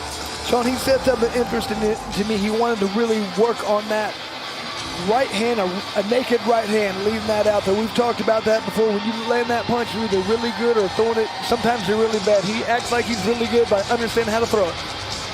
Eric Lopez, bout number 2 in BKFC. Overall, in the sport of bare knuckle, 3 wins, 1 defeat, 1 no contest. He has had 1 pro boxing bout as well. Lopez again also saying how much he likes and respects Manny Moreira. And of course, this is well documented in combat sports, at least in honest promotions like ours where we don't manufacture hype. You don't have to dislike your opponent to have a great fight. Lopez said Manny Moreira throws a lot of flurries, but he almost gets into a shadow boxing rhythm. I don't feel those will be hard punches. I have to walk through that volume of punches to get inside to land my own big punches. Wants to get inside, wants to get into the clinch. Feels like he can throw that overhand right when closing that gap to get into the clinch. But the main thing for him, he has to land that big right hand. He feels like the 1 good right hand could end the night. We go to Jeff Houston. Ladies and gentlemen, we are set for the next fight of the night, scheduled for 5 2-minute rounds in the lightweight division, presented to you by Blue Chew. Introducing to you first, fighting out of the red corner, tonight he wears white and red. He stands at even 6 feet tall. His official weight, 154.3 pounds. His bare knuckle record stands at 1 victory opposite 2 defeats. Fighting out of Sheridan, Wyoming, here is Manny Anarchy Moreira. And across the ring, his opponent, fighting out of the blue corner. Tonight he wears gold and black. He stands 5 feet 7 inches tall. His official weight, an even 158 pounds. He holds a bare knuckle record of 3 victories opposite a single defeat. Fighting out of Dillon, Montana, here is Eric Lights Out Lopez. And our referee in charge of the action, Dave Evans.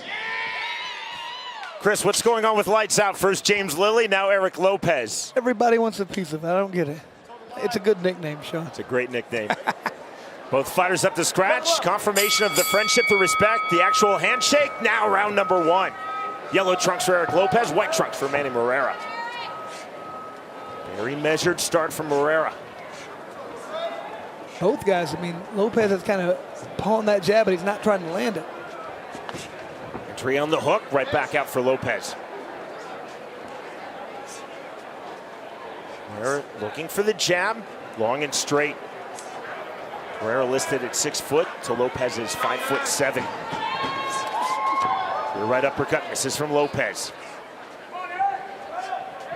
See Moreira looking to paw, looking to block with that rear right hand. I mean, Lopez is kind of popping that jab out there, not even really throwing it. Yeah, be careful doing that. Moreira could just knock it down and come back with his own right hand.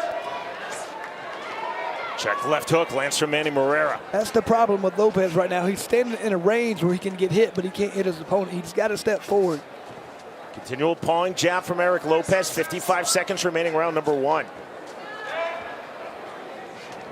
Snap jab again from Moreira, just off the mark.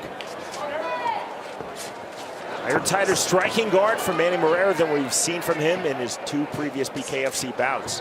There's the right hand getting through from Lopez, not fully but partially. Sean Lopez isn't walking through the punches like he talked about to get inside. He's happy just to stay outside. See the head movement from Eric Lopez. Sticking out the one. That's almost the shadow boxing sequence from Moreira that Lopez talked about. 3-punch combination. That's what Lopez said that he wanted to exploit. Did not in that last sequence. Left hook, just a flick of a backhand from Lopez. Into the pocket, right back out. Moreira finding the range. Lopez sticking his chin out, trying to bring Moreira in. That is the end of round 1. A lot of downloading of information there, Sean. They were both trying to figure out exactly what the other opponent was going to do and find holes in their game, finding ways they can attack. Hopefully this next round will be a little bit more action right there. Good little flurry landed there, not too close at the end by Eric Lopez. I think it cut open Moreira a little bit off the boot of the nose. Those of you with us last week for BKFC Thailand 3, think about the referee Cristiano Bellini. He would have called for action about 84 times in that round. Yeah, he really gets it. He wants people to come in and press him forward the entire time. Referee Dave Evans, second bout, rather second card in BKFC. Showing much more patience than Bellini.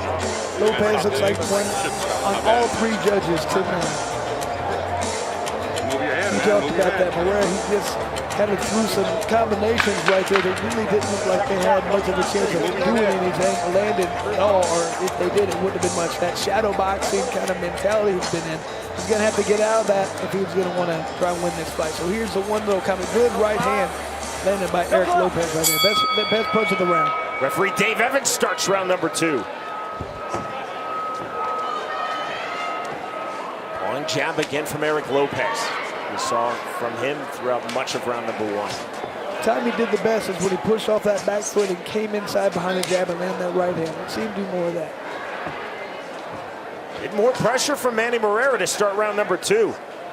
Stepping into the mid-range. Moreira, he's a very good guy. I'd like to see him. It's what he needs to do. Step forward and start throwing more punches put some authority in. Try to show your opponent, earn his respect by your punching power. Right hand not through from Lopez, but that took Moreira off his striking line. 1:15 remaining, round 2. Moreira coming forward into the pocket. Check left hook again, lands from Eric Lopez. Rear right uppercut lands. Hook jab not there from Moreira. Simultaneous jabs canceling each other out. Off the back foot for Lopez. Lopez is just happy to stay on the outside and throw punches and not really trying to get in with those power shots. I know it's very easy for me to say that because he's at risk of getting caught with something when he steps in, but he said he was willing to do that and he wasn't worried about the power. Maybe he tasted something that he didn't like earlier, hard to tell. Jab getting through, double jab from Moreira. Forward in the center circle, jab right back from Lopez. 15 seconds remaining, round number 2 of this bout in the lightweight division. Long sharpshooter jab from Moreira in the right hand. Moreira just off of range with the jabs, as you saw from there. There's the right hand of Flory, stepping into the pocket is Lopez. That's his best sequence of the fight, and that is the end of round 2. Not only was it the best sequence, Sean, it was probably the best time sequence he could have had. When you have it right at the end of a round, if it's a close round, that is what the judges remember. That's usually what they go with as far as the winner. It's whoever did the best at the end. That's still fresh in their mind. And here that is, right at the very end. See how when he steps forward and pushes the pace, Lopez does very well. Moreira just covers up, doesn't clinch, doesn't counter with punches. He just covers up and retreats and waits for his time to throw. That's why it's imperative right now for Lopez to push the pace. When he pushes off that back foot and gets inside, he does fantastic. Slightly at the waist, that's how that uppercut's working. I want you to watch for that slight.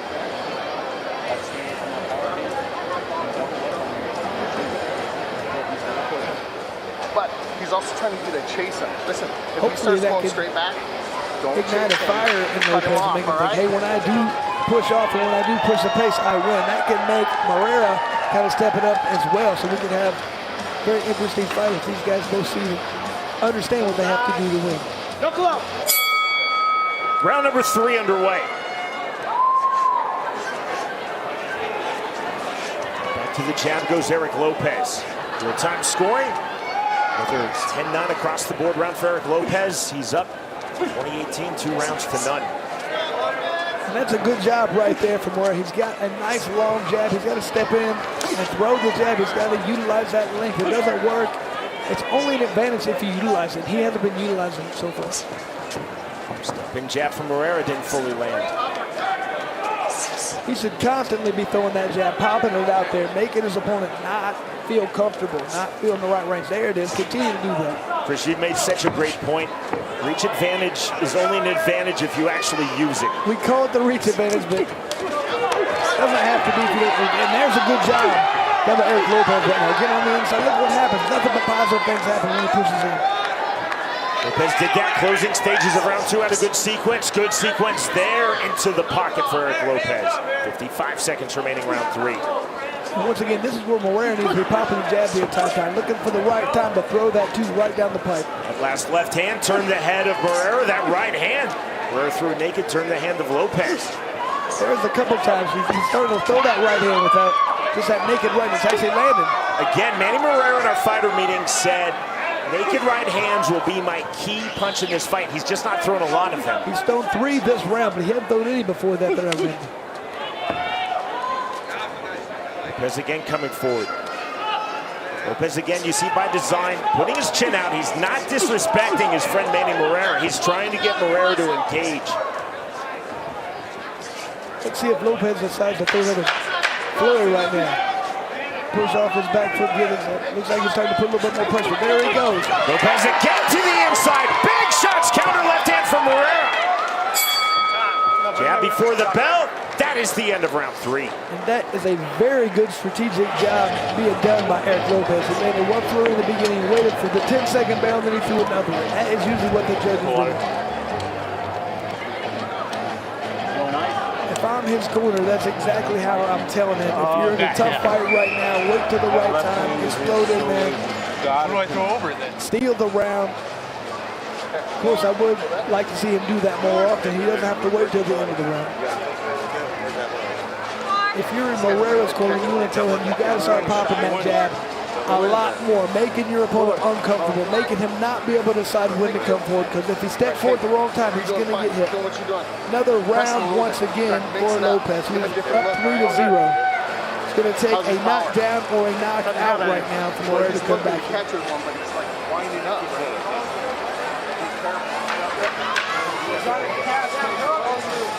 Chris's real-time scoring moves across the combat sports world. We see it in MMA. We certainly see it in BKFC. A number of states are now coming online with real-time scoring. It'll be interesting to see how the corners adapt. It's not just the adaptation of the fighters, but it's their corners. What do you tell a fighter when you know they're definitely down 3 rounds to none? You tell them they have to do something different or this fight is going to be over. There's nothing you can do to win if you don't continue to come forward or change the pace of something. You have to change it up because you're not winning what you're doing. It's good to know that. And you're no longer speculating or dealing in facts. Yeah. The fact is, Eric Lopez is up 3 rounds to nil, 30-27. Moreira's got to come with some of those lead right hands or pop that jab a lot more often to try and disrupt the pace of Lopez right now. They're in the center circle, throws the jab simultaneous with Lopez. Movement from Moreira. Counter on the inside. Lopez off the jab once more. 65 seconds remaining round 4. I'm just very surprised how Lopez is happy just staying out here right now and boxing with a much taller guy. He's not interested in getting on the inside. I think he feels like he's a faster fighter. He can lane cleaner on the outside, so why get inside and give his opponent a chance? Double jab, left hook. That turned Moreira, didn't fully land, but again it turned him. The shoulder roll from Lopez. There's the right hand. I like how he fired back right after blocking his opponent's leg. Manny Moreira said, I always do my best work in rounds 4 and 5. Now 20 seconds remaining round 4. This is where Moreira felt that he could take control of the fight. Business end of this lightweight bout. He's looking better right now. He's throwing harder punches. Right uppercut got through from Lopez. The problem, he opened himself up a little bit. Final seconds, round number 4. There is the bell. We move to the 5th and final round. And you can see the frustration right now on Moreira. You saw at the end of that round, he was frustrated with himself. This fight is not going exactly how he planned. He's stepping up the pace a little bit there in the 4th round. Threw with more intent, and that's what he has to do. He has to really come out this round. He's down. Let's see if he's down 4 rounds to none or what it's going to be, but he's going to have to come out with some high intensity punches. He's going to have to throw with power. He's going to have to try and hurt his opponent and change his fight, or he's going to lose. As we talk about real-time scoring, Chris, my good friend, I know he is watching at home in Manhattan, Kansas, Joe Wilk, the Bellator and Strikeforce veteran. He's a master motivator in the corner. If he's in Eric Lopez's corner, he's saying, I've seen the scores. You have to get a knockout. You're down 4-0. Or maybe this round decides it. This is tied. It's 2 rounds each. We have to win this round. That's some good cornering right there. Whatever it takes to motivate your fighter. And that's just being a good corner and knowing what it takes to motivate your fighter. You don't want him to go totally defensive mode and then all of a sudden maybe get caught with a punch. 5th and final round. Eric Lopez versus Manny Moreira. Both fighters coming in search of BKFC victory number 1.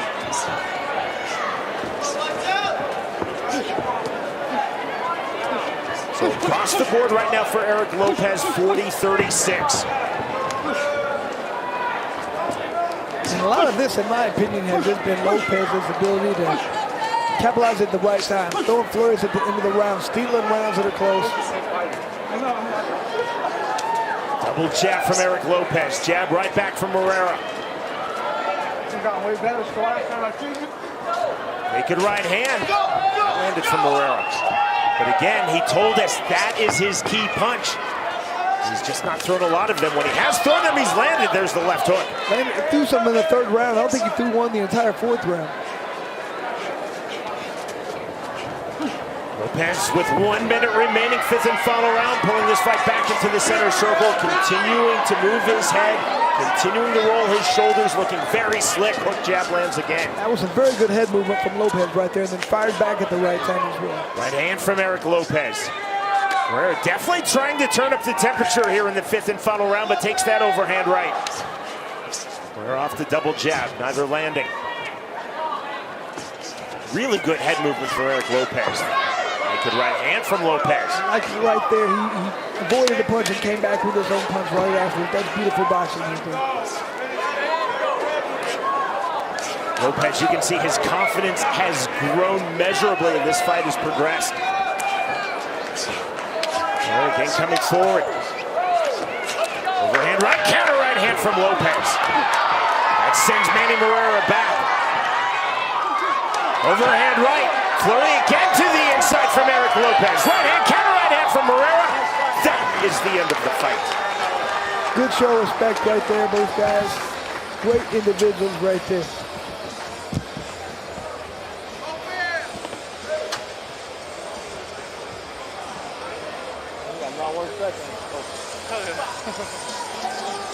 Judges are getting their workouts today, Sean. Usually, sometimes they don't do this the entire night, but they've done it twice already. 2 weeks ago, When we were in the great state of New Mexico for the first time with BKFC, we had 11 bouts, 9 finishes, 7 in the first round.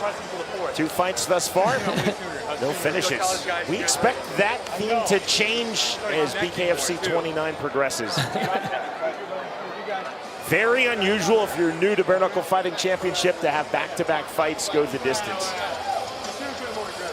Very true. You're with us live worldwide. This is our free view online, BKFC 29. Top of the hour. Our main card will begin. You can watch it on the all-new BKFC app. Here is Jeff Houston. Ladies and gentlemen, after completing the scheduled 5 rounds, our judges at ringside are all in agreement at 50-45. For your winner, by unanimous decision, Eric Lights Out Lopez. Great job by Lopez of showing very good head movement, showing an ability to fight when it needs to. Very high ring IQ to steal the rounds when need to get that victory, Sean. Eric Lopez doing a great job of solving the reach and range advantage of Manny Moreira, continually landing big on the inside. Outstanding head movement. The winner, by way of unanimous decision, Eric Lopez defeats Manny Moreira.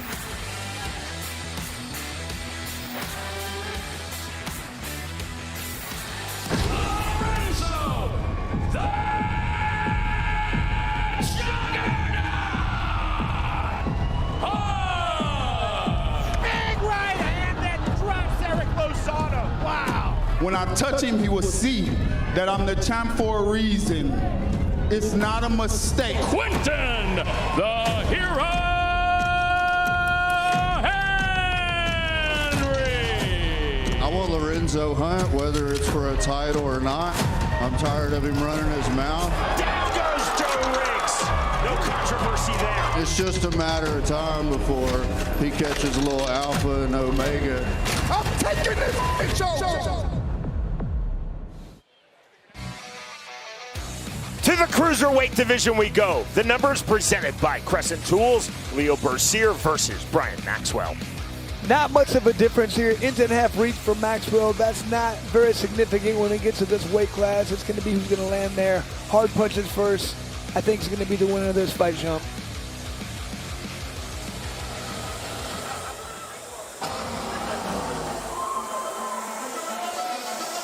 Bout number 7 in bare knuckle for Brian Maxwell and his 6th promotionally in BKFC. He's also had 5 professional mixed martial arts bouts, 1 pro boxing match. Maxwell told us he put a big focus on weightlifting and training. He said he's stronger, but he also feels faster. That's very strange. Usually you get smaller, you get faster, but he worked on things to make him explosive right there, apply method, but he also feels like he has a better defense for that. So he's really worked on how to block and where to keep the hands to make sure those punches aren't sneaking through. Maxwell told us in our fighter meeting he's going to utilize a much higher striking guard than he has in his previous half-dozen bare knuckle bouts. He said he's also been working heavily on the clinch. He wants to be very active and take control of this fight in the clinch. Said he wants to stay on the inside even though he has a reach advantage. He doesn't want to let his opponent stay outside where he can land hard shots inside, pressure in his opponent. Leo Berser made his BKFC debut last October. He defeated Luis Villasenor by way of 2nd round knockout. You can see, look at this relaxed pace right here for Leo, a veteran, obviously been here for a long time. Good body work, lands punches, whatever is open he's taking from his opponent. Beats his opponent to the punch right there. Just very relaxed, very skilled. You can tell his eyes see what's coming because he's been here for so many fights. Look at this, waiting for the right time. Doesn't get too excited at any times. That's good. You can fight longer when you are relaxed.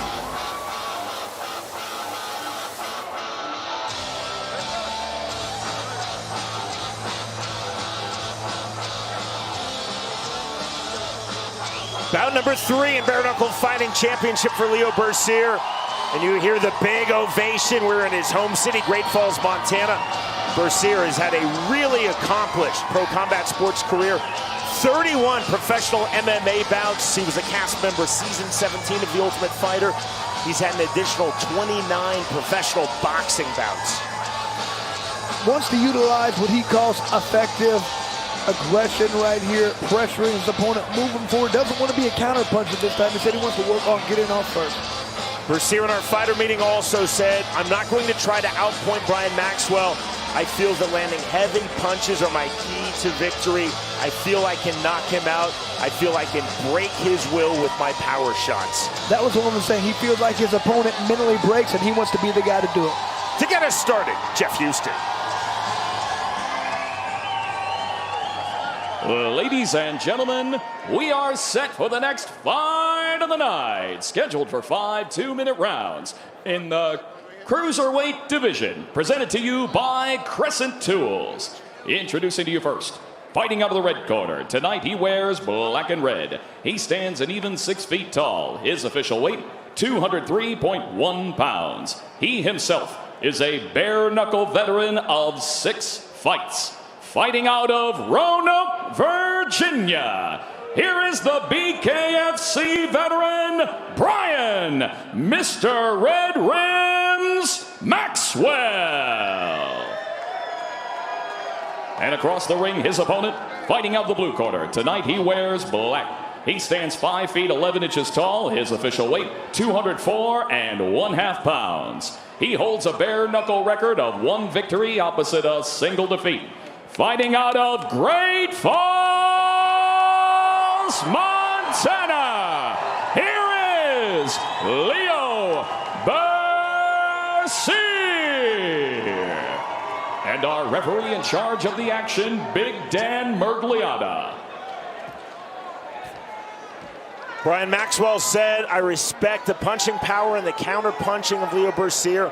I have to move him backwards. Round number 1. Black trunks for Leo Berser, red and black trunks for Brian Maxwell.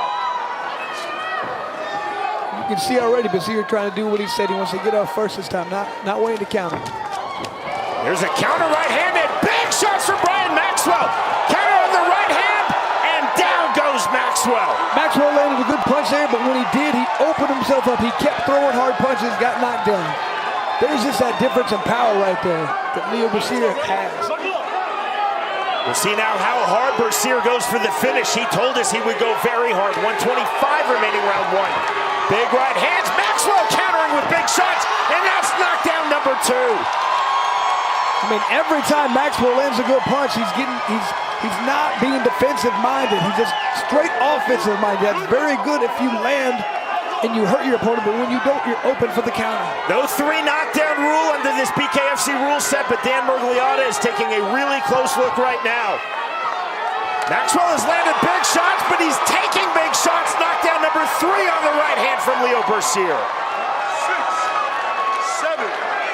And every time he knocks him down, Maxwell just hops up. He doesn't look like he's hurt at all. Sporting touch of hands after the 3rd knockdown.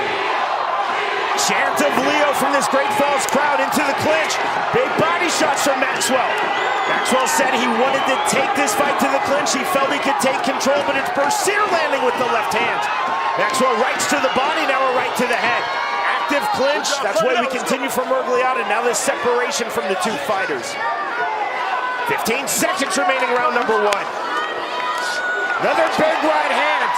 And that's knockdown number 4. They called it a push. Ruled as a push, a slip. Coming forward, counter right hand. Another right hand lands from Maxwell. Berser with the right hand. And that is the end of round 1. Brian Maxwell's just having a problem. Every time he gets hit clean, he's going down right there. So got to be very careful. The way he's doing that, he's got to land his punches and put his hands back up. Stay in good defensive position. You cannot just get too offensive minded here. It's like a little cut over Leo's right eye as well. Here's the first knockdown. Brian Maxwell doing very good. Just got hit with a right hand to the side of the head. That was it. Here's the last time, the 3rd knockdown. Just a nice clean right hand. Knocked Brian Maxwell off balance, but he hopped up right away.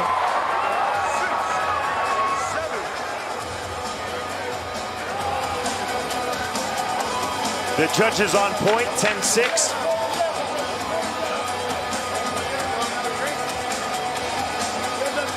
Three knockdowns recorded by Leo Berser versus Brian Maxwell in round number 1. Fighters up to scratch to start round number 2. 1-2 from Berser. Berser continually sitting back, loading up the right hand into the clinch. There's a big right hand counter left, another right hand. Knockdown number 4.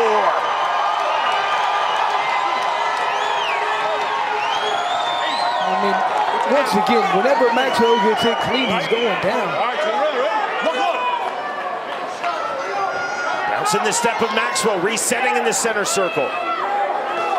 Berser off the jab. Maxwell off the back foot. Maxwell back to the southpaw stance. Maxwell has to get off first here because if not, Aaron finger in the eye, time called. It's like a poke to the eye, maybe. Maxwell needs to really start getting off first here because he's landing good punches. If he waits for Berser to land punches, he's going to get knocked down again.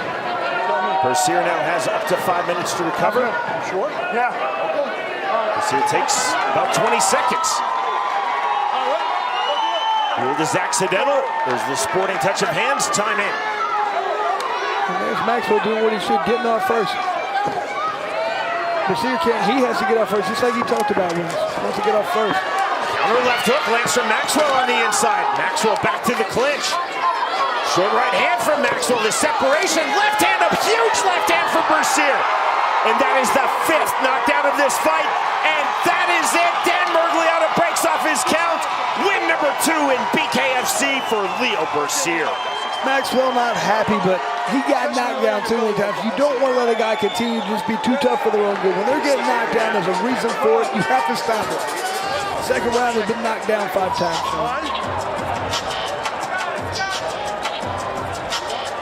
Not without adversity. Brian Maxwell was definitely landing. You saw him open up a cut on the face of Leo Berser, but Berser, the huge punching power, and again, very clear-eyed in his assessment of his strategy in this fight. He said, I'm not here to win on points. I feel that I can win on my power punches. Indeed, he did. Look at right here. Brian Maxwell's doing some great things, but every time he got hit with hard punches, that might be one of the problems. He went up a weight class, he felt stronger, felt faster, but when you get hit by a guy who outweighs you like that, it's just a difference, Sean. Here is Jeff Houston. Ladies and gentlemen, our referee in charge, Big Dan Miragliotta, steps in and calls a stop to this fight at 43 seconds into round number 2. For your winner, by KO, Leo Berser. Great job by Leo Berser, throwing a lot of power, showing his ability to take a punch and deliver a punch and come out victorious, Sean. Brian Maxwell was definitely game. He definitely landed hard shots, but Leo Berser recording 3 knockdowns in round 1 and 2 knockdowns in round 2 to the finish. The winner by way of second round KO, Leo Berser defeats Brian Maxwell.